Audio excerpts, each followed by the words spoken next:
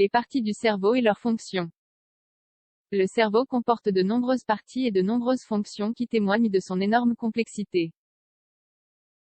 Bien que la science ait déjà réussi à percer et à comprendre de nombreux mystères de cet organe, il reste encore des énigmes importantes qui n'ont pas été déchiffrées.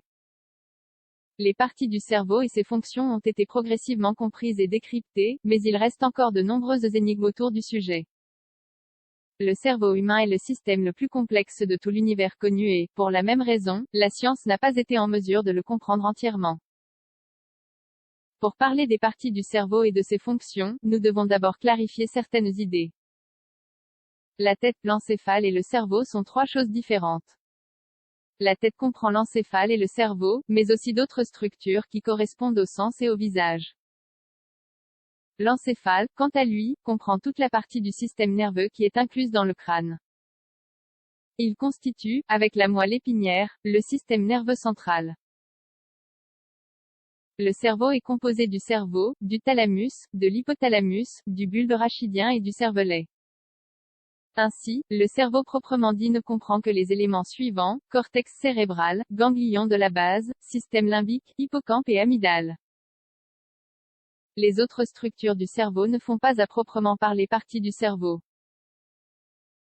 Le cortex cérébral et ses fonctions. Le cortex cérébral est la partie la plus visible du cerveau. Il s'agit d'une fine feuille grise qui recouvre toute la surface des hémisphères cérébraux. C'est de loin le composant le plus développé de toutes les parties du cerveau et de ses fonctions. Le cortex cérébral, également appelé cortex, a un aspect rugueux et plissé. Il représente 80% du poids total du cerveau et contient 20% du nombre total de neurones, cellules cérébrales. Il compte également 60 millions de cellules qui ne sont pas des neurones. Ce cortex a trois composantes principales: l'archicortex, le paléocortex et le néocortex.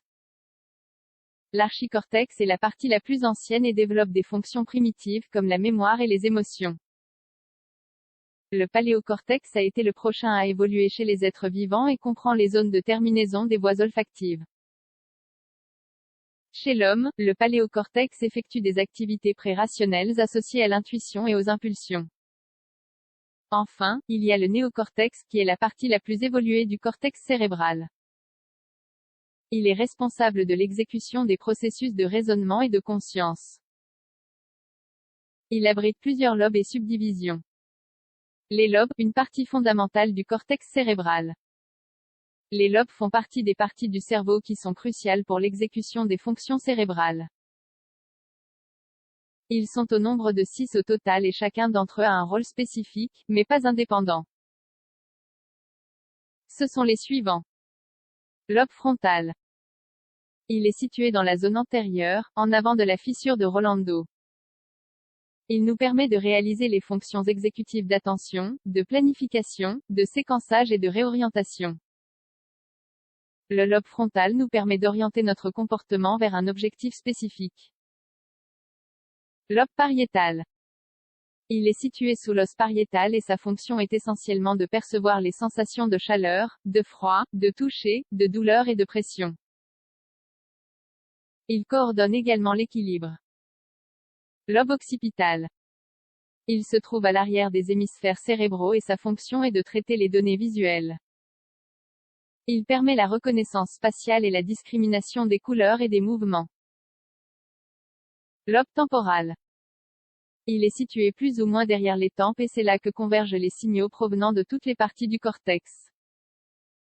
Il permet de décoder les stimuli auditifs, c'est-à-dire de comprendre la parole ou les langues comme la musique.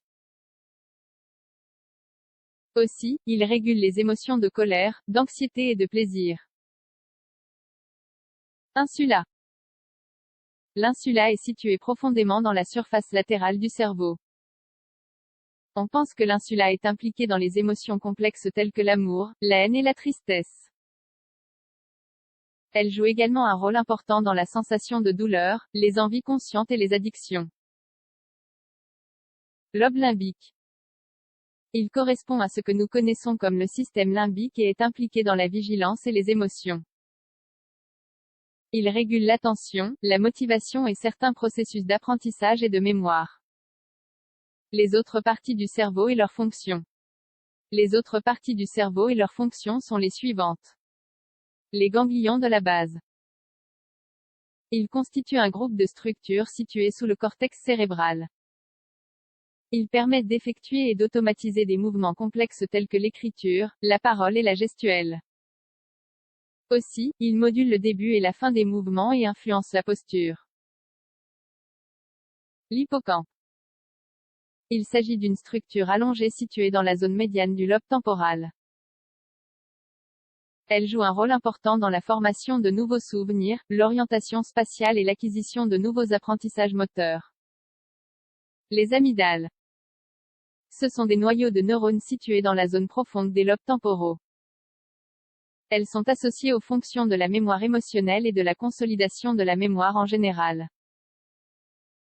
Elles modulent les réponses d'autopréservation dans les sphères alimentaires, sexuelles et agressives.